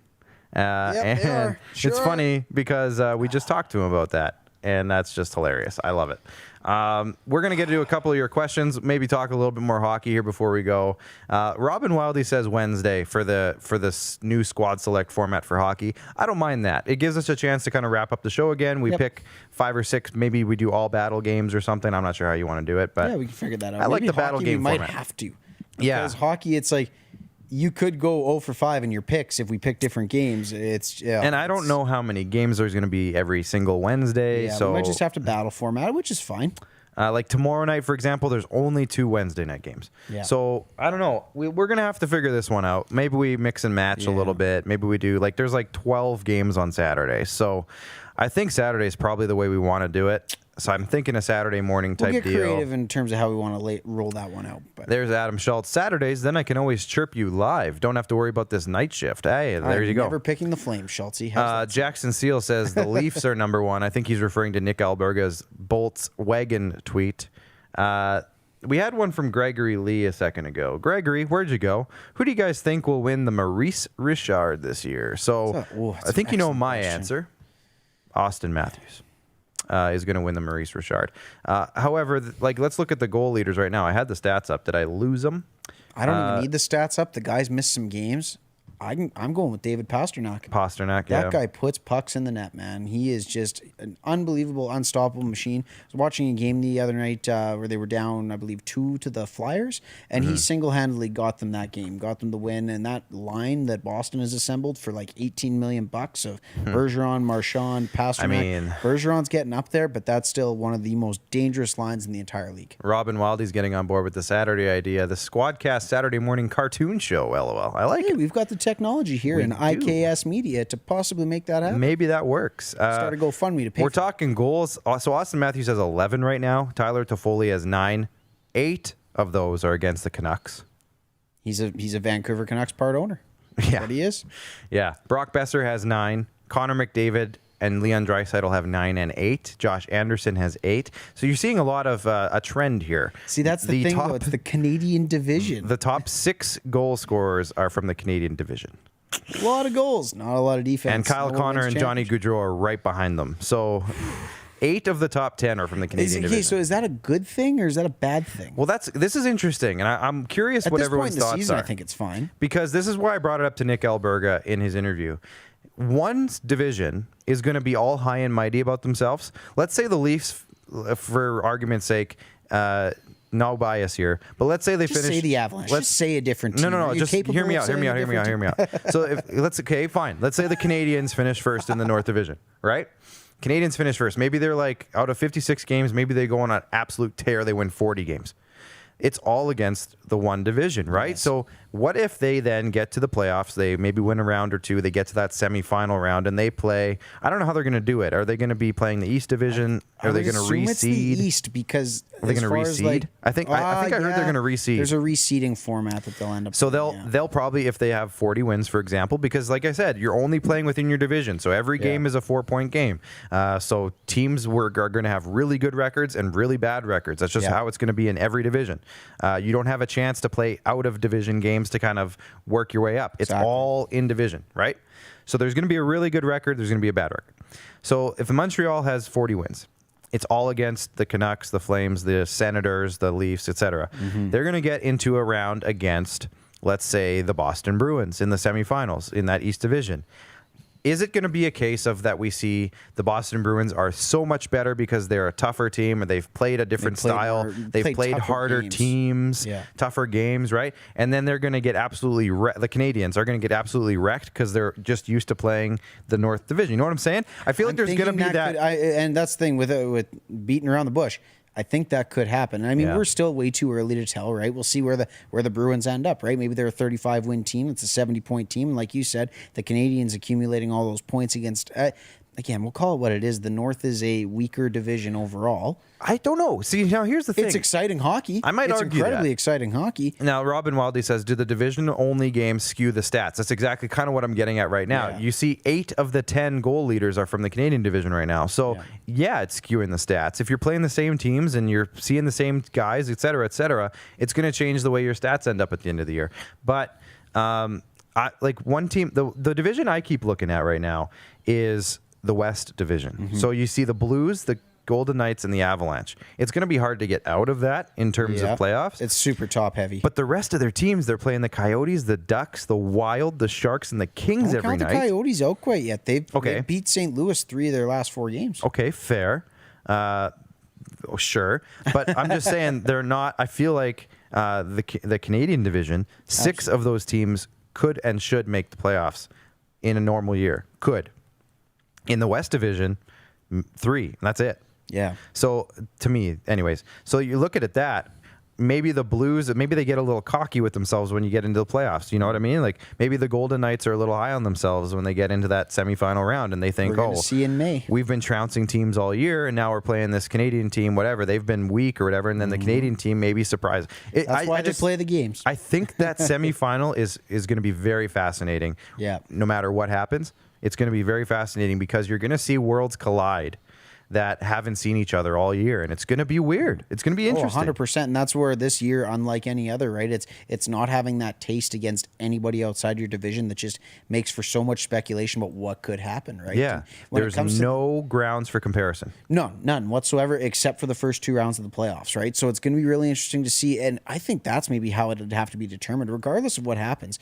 Who's playing the best hockey at the right time is usually what happens, right? You see Dallas come out of nowhere. They had Jim Montgomery at the helm last year. He got fired for some stuff, and then Rick Bowness comes in and completely turns that team around. Robin Wildey will know, obviously.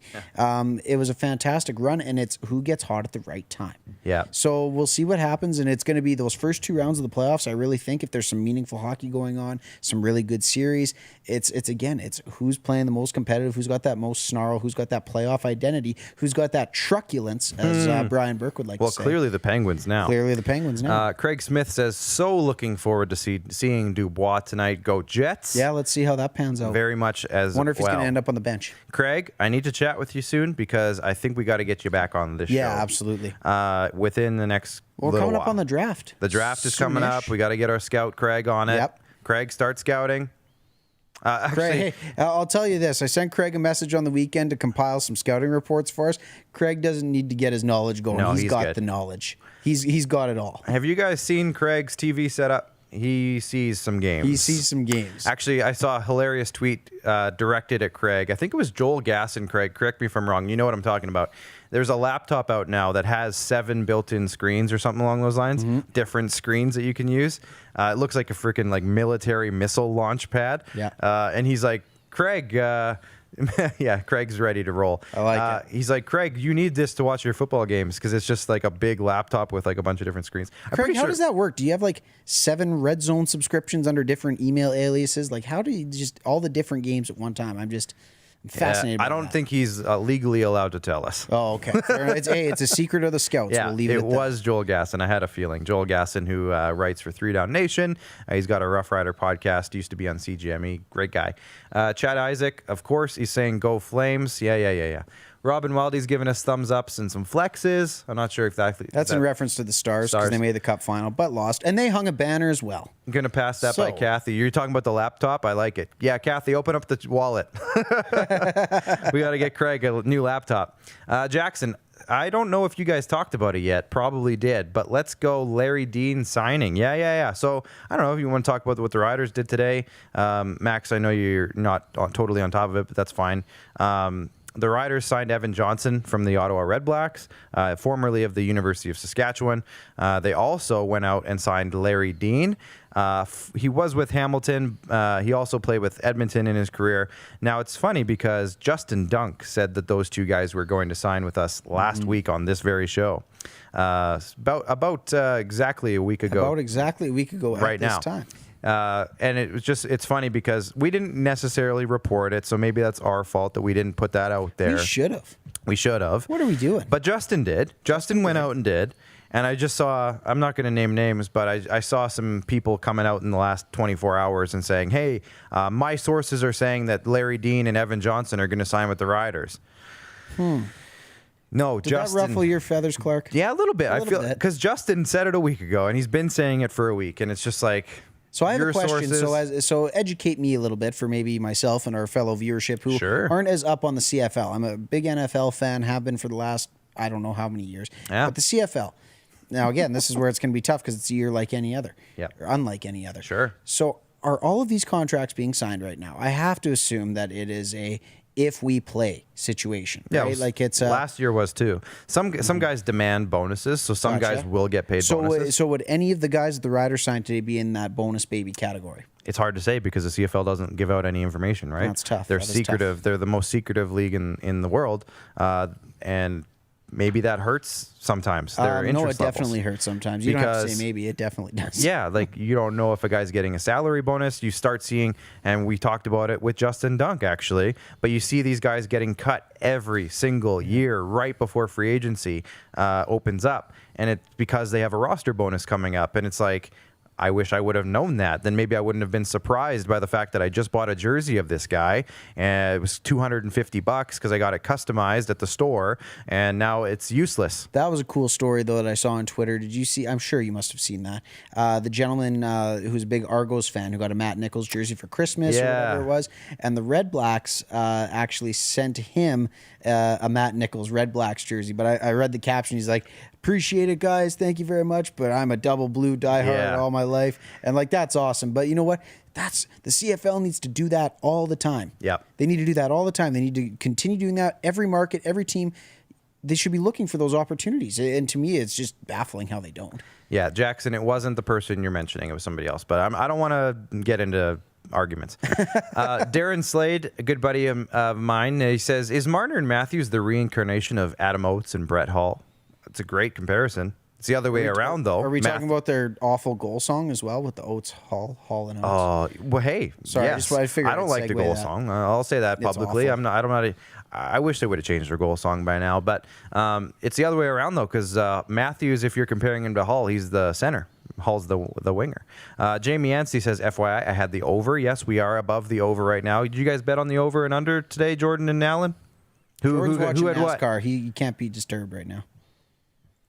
It's not done yet. Oh, so you guys both had later even. Oh, wow. Okay. Interesting. So I think we got to wrap this up. Are the Preds down 5-1? Let's see. Yeah, probably. If anybody has anything else to say, we're just about to wrap up here. Chad Isaac, attitude, unfollow. No, Chad, you're not unfollowing because you love it. Because you love it. You love it. Robin Wildy, knock knock. Who's there? Not CFL marketing. LOL. We're getting signed off. Alan's already putting the sponsor logos up. So, Darren, I know that's what you're comparing to. Yeah, you know what? Oates and Hull is probably a great comparison for Matthews and Marner. Honestly, they're on a line together. Solani? Well, I don't know. Yeah, I guess you could put it in that way. They're Hall of Famers in terms of too, like a pure playmaker, pure goal scorer. That's true. Yeah, that's right. Because Korea could put the puck in the net. Too. Yeah. So that's probably a good comparison. Chad Isaac, click. Hey, you're still here. You're still commenting. However, I jest. What are we doing next week on the SquadCast? Are we divulging that information yet? Next week on the SquadCast, I have written stay tuned. I have asked a couple of people, so we're just kind of floating it out there. I will say Major League Baseball pitcher catcher reports next Wednesday or Thursday. Yes, we'll have some big baseball. So I think next week we're gonna do a little baseball angles. So keep that in mind. Might be putting somebody on for a second time, potentially. Crazy. I like so keep that in mind. Tomorrow on the Rod Peterson Show, this is an interesting one. Sportsnet's Sean Reynolds is going to be giving us a Winnipeg Jets report. And this one's also interesting. We have Argos VP of Player Personnel, John Murphy, hopping on, formerly of the Saskatchewan Roughriders and Calgary Stampeders. He is now with the Argos. They have made a big splash, signing NFL players, tons of free agents, all sorts of guys. See, there's some good marketing. The Toronto Argonauts are doing some real good things in marketing. They are. Pinball Clemens has a lot to do with that. I like it. He's doing the right stuff over there. Yes, and CFL free agent, wide receiver Ricky Collins Jr., former Rough Rider again, just came from BC, Edmonton. He had 1,100 yards with Edmonton in 2019. He's a free agent right now. Bad. So we're going to be talking to him tomorrow. Does he have a deal on the table, Ricky Collins? Potentially. We'll talk to him tomorrow. But hey, we are signing off. I could talk for another long time. I could. But we got to get out of here because somebody has a bet going on in the back room, and I don't know who I'm helping here, but we're signing off from the basement of the bunker. I'm producer Clark, Mad Max over here, director Jordan, and producer Alan. I have Kayla still in the script. Producer Alan is in the back, plus our friends at Rockstar, IKS, Vigor Lifestyles, Hoop Life Basketball, RBI Baseball Training, and Flame Tech Combustion Services. We'll see you next week. Oh, you did put a lyric on here. I didn't even think you did. What song is this? Oh, come on, Clark. Can I say this? Yes. I'm a mother-loving Leafs boy. Look what you've done. I'm a mother-loving Leafs boy. Did you not just watch The Weeknd at the Super Bowl halftime show? Oh, Starboy. Get on it. Well, yeah, but that's okay. I tried to flip it. I tried to get creative. Good See, that's what happens. Also, me and Jordan bet that Blinded by the Lights or Blinding Lights or whatever was going to be the first song. It was his last song. So me and Jordan lost that bet. But hey, stay warm if you're in Saskatchewan. Enjoy the tropical weather everywhere else in the world. Donna Berger, stay safe in Central Butte. Darren Slade, Robin Wildy, all our friends checking in here tonight. Chad Isaac, you too, even though you're chirping us a little bit. Stay safe. We'll see you on Friday for the check-in. We'll see you next week on the SquadCast. And, hey, give us a share. Give us a like. All that stuff. We'll see you next week. Take care, everybody.